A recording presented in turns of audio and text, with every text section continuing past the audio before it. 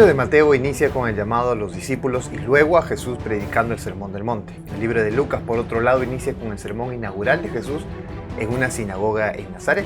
El libro de Juan inicia con el llamado de varios discípulos y luego las bodas de Caná. Pero Marcos empieza con el llamado de 4 discípulos y luego continúa con el relato de varios sucesos, pero acontecidos en un solo día. Un sábado en Capernaum. Hoy pasaremos ese sábado con Jesús y veremos la importancia y las enseñanzas que Jesús nos da con solo pasar un día con Él. Veamos entonces un día en el ministerio de Jesús. Una de las cosas más resaltantes de lo que estudiaremos será la autoridad de Jesús. Así que veamos primero la autoridad de Jesús para llamar. Marcos 1, 16 al 20 dice: andando junto al mar de Galilea, vio a Simón y a Andrés su hermano, que echaban las redes en el mar, porque eran pescadores. Y Jesús les dijo: venid en pos de mí, y haré que seáis pescadores de hombres. Y dejando luego sus redes, le siguieron. Pasando de allí un poco más adelante, vio a Jacobo, hijo de Zebedeo, y a Juan su hermano, también ellos en la barca, que remendaban las redes. Y luego los llamó, y dejando a su padre Zebedeo en la barca con los jornaleros, le siguieron. Hay 4 personas llamadas, pero son en realidad 2 grupos de personas. Ambos son hermanos. Simón y Andrés echaban la red en el mar porque ellos eran pescadores, mientras Jacobo y Juan remendaban las redes. Aunque todos se dedicaban al negocio de la pesca, eran diferentes en condición. Unos tenían su propia barca y redes, y los otros demostraban poco sostén financiero para seguir haciéndolo. Marcos entonces destaca el llamado de ambos como refiriéndose al llamado para cualquier persona de diferente condición social. Así que esto nos deja claro que Jesús no se fija en la condición social para llamarte. Puede ser rico o puede ser pobre, igual Jesús llama a todos. Y el llamado de Jesús es simple, directo y profético. Él los llamó a ser sus discípulos, los llamó a seguirlos. Él les dijo: venid en pos de mí. Si ellos respondían, entonces Jesús los haría pescadores de hombres. Así que el llamado de Jesús es hacia Él, a pasar tiempo con Él, a tener tiempo con Él, a vivir con Él. Pero no se trata solo de expectar a Jesús y lo que hace y lo que dice y maravillarse de su persona, sino que todo esto tiene un fin, un propósito. El producto final de ese llamado es justamente aprender de Él, no lo que hace, sino lo que Él es, un pescador de hombres. Ellos eran pescadores de peces, pero Jesús entonces ahora los haría pescadores como ellos, pero de personas. Aunque a veces parece raro que ellos lo dejaron todo y se fueron con Él. A veces hasta podríamos pensar que esto es una locura. Dejarlo todo sin saber quién era y a dónde iba y qué les iba a hacer o para qué los llevaría. Parece esto una locura, pero no lo es. Marcos pasa inmediatamente este asunto y no cae en los detalles porque está yendo rápido en los relatos que está diciendo, porque él considera que hay cosas más importantes más adelante que decir. Sin embargo, vale la pena explicar. Y esta descripción lo hallamos en Juan capítulo 1, versículo 29 al 42. Allí encontramos que estos 4 nuevos discípulos de Jesús habían sido discípulos de Juan el Bautista. A su vez, habían estado presentes cuando Juan dijo que Jesús era el Cordero de Dios. Incluso habían seguido a Jesús anteriormente. Así que ya habían pasado un tiempo juntos y habían conocido qué hacía Jesús. Cuando Jesús decidió que fueran sus discípulos, Él vino a ellos para llamarlos. Y ellos inmediatamente estuvieron dispuestos a seguirlo. Porque habían escuchado de Juan el Bautista, porque sabían de Jesús por Juan el Bautista, por lo que antes habían seguido también a Jesús y ya no querían separarse del Cordero de Dios como lo había dicho Juan el Bautista. Esto es lo interesante, que cuando conocemos quién es Jesús y cuál es su misión, es casi imposible separarse de Él. Es casi imposible no querer seguirlo. Todo encuentro con Jesús nos une a Él por siempre. Él dijo una vez: mis ovejas escuchan mi voz y yo las conozco y me siguen, y yo les doy vida eterna y no perecerán jamás, ni nadie las arrebatará de mi mano. Segundo, veamos entonces ahora la autoridad de Jesús para sanar. Marcos capítulo 1, versículo 21 al 28 dice: y entraron en Capernaum, y los días de reposo entrando en la sinagoga, enseñaba. Y se admiraban de su doctrina porque les enseñaba como quien tiene autoridad y no como los escribas. Pero había en la sinagoga de ellos un hombre con espíritu inmundo que dio voces diciendo: ¡ah! ¿Qué tienes con nosotros, Jesús Nazareno? ¿Has venido para destruirnos? Sé quién eres, el Santo de Dios. Pero Jesús les reprendió diciendo: cállate y sal de él. Y el espíritu inmundo, sacudiéndole con violencia y clamando a gran voz, salió de él. Y todos se asombraron de tal manera que discutían entre sí diciendo: ¿qué es esto? ¿Qué nueva doctrina es esta que con autoridad manda aún a los espíritus inmundos y le obedece?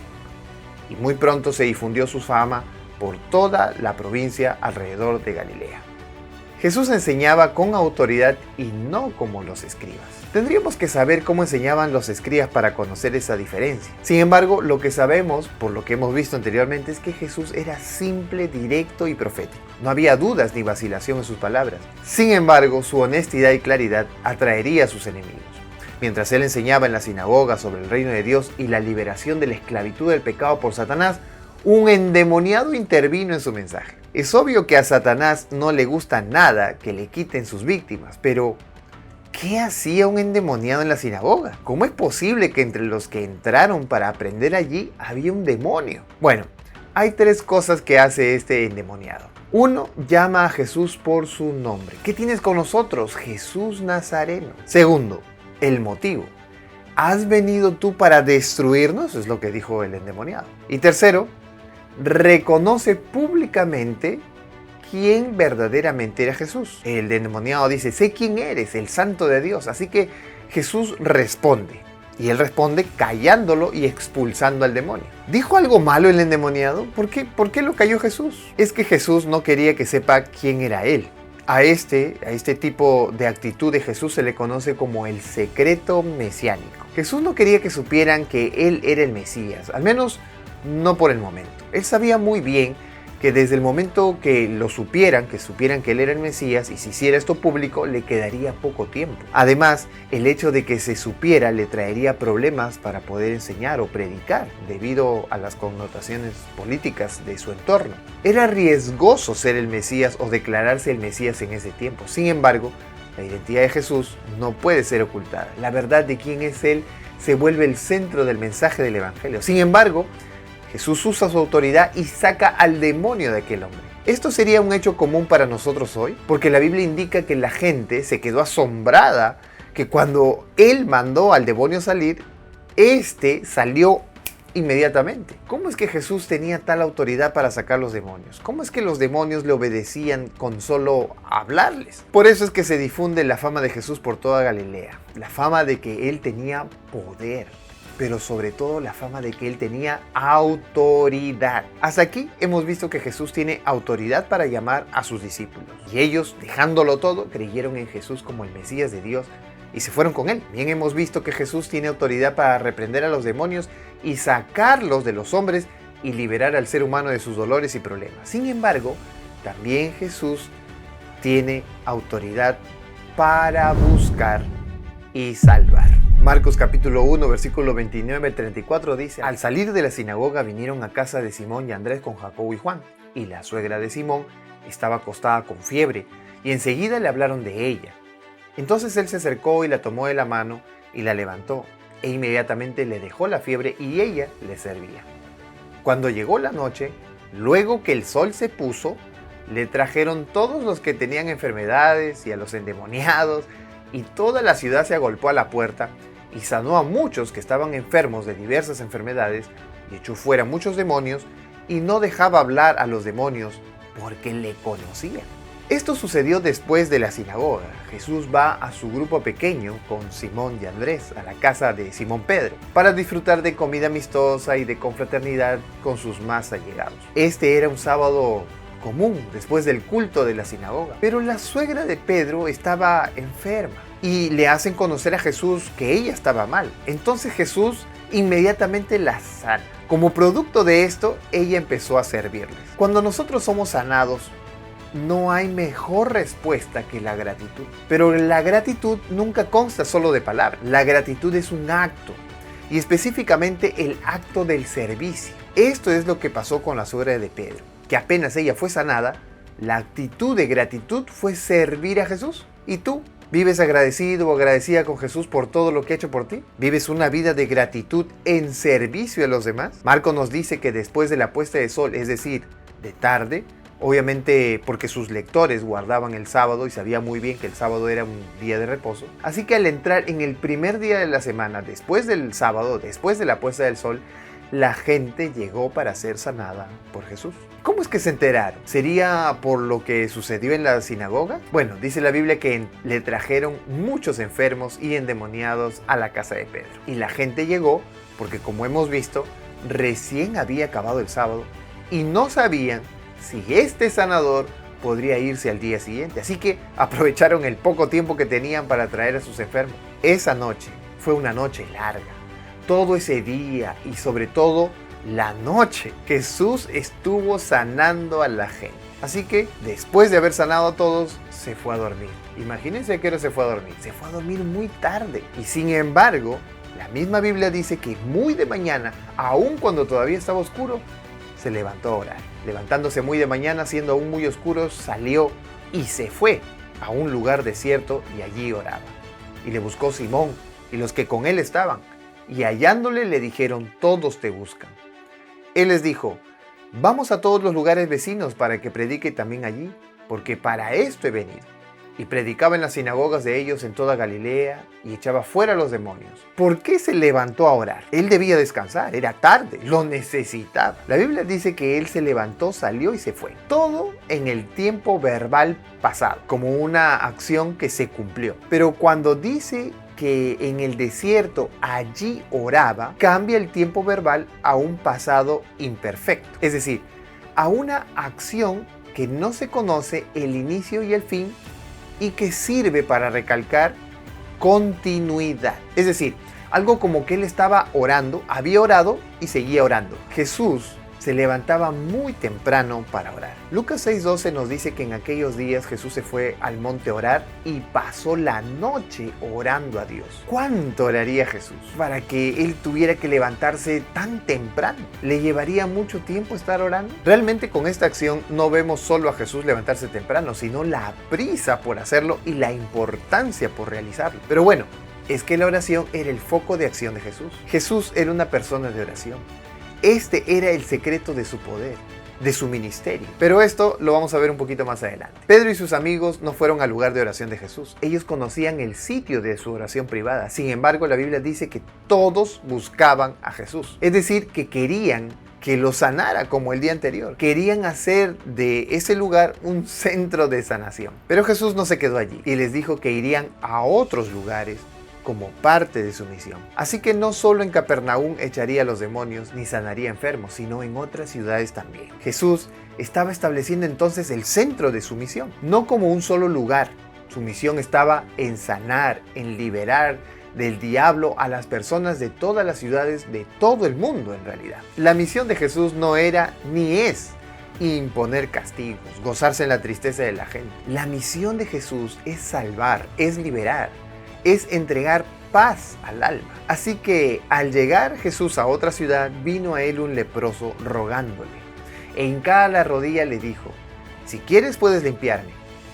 Y Jesús, teniendo misericordia de él, extendió la mano y le tocó y le dijo: quiero, sé limpio. Y al instante la lepra lo dejó y quedó limpio. Entonces le encargó rigurosamente y le despidió luego y le dijo: mira, no digas a nadie nada, sino ve, muéstrate al sacerdote y ofrece por tu purificación lo que Moisés mandó para testimonio a ellos. Pero ido él, comenzó a publicarlo mucho y a divulgar el hecho, de manera que ya Jesús no podía entrar abiertamente en la ciudad, sino que se quedaba fuera, en los lugares desiertos, y venían a él de todas partes. Este leproso confía en que Jesús podía limpiarlo, pero las leyes judías impedían que se acercara el leproso a Jesús. En Levíticos 13 se nos dice que no se permitía al leproso acercarse a nadie, ya que era impuro y podía contaminar a otros, pero Jesús tuvo misericordia de él. Además, Jesús también quiso limpiarlo. Así que Jesús extendió su mano, lo tocó y lo sanó. Según el ritual judío, Jesús debió haber quedado contaminado. Pero Marcos nos dice que Jesús no fue contaminado. No fue contaminado por tocarlo. ¿Por qué? Recordemos que la enfermedad de la lepra se entendía en el sentido de que era un castigo de Dios por los pecados de esa persona. Es decir, La lepra era una muestra exterior de un pecado interior. Por esa razón, nadie debería interferir en los decretos de Dios tratando de aliviar o curar la enfermedad de alguien. Así, los leprosos eran considerados como abandonados de Dios. Si Jesús entonces sanaba al enfermo, Jesús entonces tenía el poder para eliminar su supuesta causa, el pecado. No solamente estaba sanando de su enfermedad, estaba realmente quitándole su pecado. Jesús entonces no fue contaminado, porque el contaminado con el toque de Jesús ahora sería el leproso, pero no sería contaminado con lepra, sino con sanidad. Jesús entonces no tuvo falta, porque ya no había lepra, pero sobre todo porque el leproso había sido perdonado de su pecado. Jesús entonces le da la orden de ir a presentarse al sacerdote y también le pide que no cuente a nadie. Ojo con esto, si contaba esto, podría prejuiciar la decisión del sacerdote en contra de Jesús. Pero el leproso no entendió y desobedeció a Jesús. Y así impidió que Jesús pudiera entrar abiertamente en los poblados. Muchas veces, a pesar de ser sanados, a pesar de ser salvados, aún conservamos la idea de seguir desobedeciendo a Jesús. ¿Te has dado cuenta que la obediencia a Dios no solo es un mandato? En realidad es un principio. Es un principio que debe estar presente en nuestras vidas. El hecho de ser sanados y salvados nos da la oportunidad de empezar de nuevo obedeciendo a Dios. Así que Jesús tenía autoridad para llamar a sus discípulos y ellos dejaron todo y le siguieron para tener el ministerio de Jesús. Pero también Jesús tenía autoridad para reprender a los demonios y echarlos de los hombres y así liberarlos del diablo y traer paz a su vida. Además, Jesús tenía autoridad para sanar y salvar, como lo hizo con el leproso. Pero ¿de dónde recibía Jesús esa autoridad? Pues cuando Jesús oraba, recibía de Dios las órdenes del día. Jesús tenía un calendario, una agenda con Dios, y por eso oraba. Necesitaba del Padre la ayuda para enfrentar el día, para cumplir su misión en el día. Jesús dijo: porque he descendido del cielo no para hacer mi voluntad, sino la voluntad del que me envió. Y esta es la voluntad del Padre, el que me envió, que de todo lo que me diera yo no pierda nada, sino que lo resucite en el día postrero. Y esta es la voluntad del que me ha enviado, que todo aquel que ve al Hijo y cree en Él tenga vida eterna, y yo le resucitaré en el día postrero. La autoridad de Jesús entonces residía en la voluntad del Padre, y Él obtenía esta autoridad a través de la oración, de la comunicación con el cielo, con el trono de la gloria. Nadie oró como Jesús oró, y así nadie tuvo el poder que Jesús tuvo. Pero si oras como Jesús oró, tendrás el poder que Jesús tuvo, porque en la oración hay poder, y con la oración no hay nada que temer. La autoridad de Jesús descansaba en su relación con Dios a través de la oración. Así que, ¿tú te animarías a orar siempre? Hoy hemos pasado un sábado con Jesús, un sábado de su ministerio. ¿Qué sería si pasáramos todos los días al lado de Él? Que Dios te bendiga. Nos vemos en el siguiente video.